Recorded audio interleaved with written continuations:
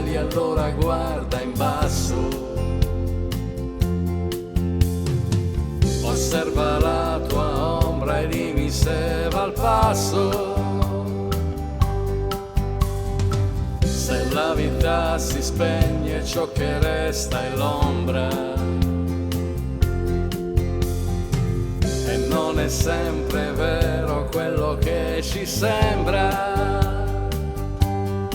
Le ombre inafferrabili sono sincere e non ci tradiscono mai. Le ombre non sono spettri, illusioni o inganni e ne sanno più degli atenei. L'ombra è un fanciullo lesto che va in bicicletta, un uomo che insegue una banconota, nella tormenta di un vizio, lottando col vento e magari anche con sé.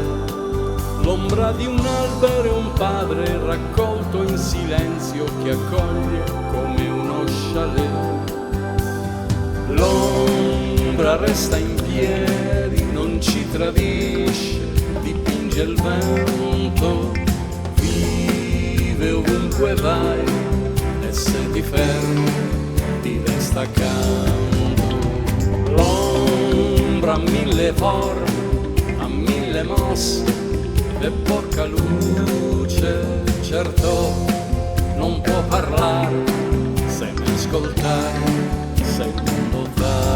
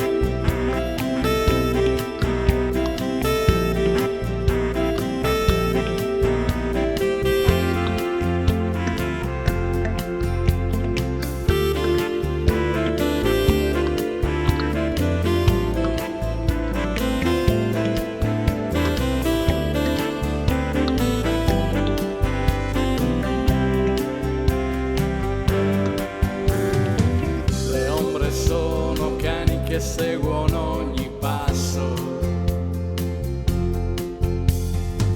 attente speculari come dietro un osso. Qualcuno disse che non portano mutande,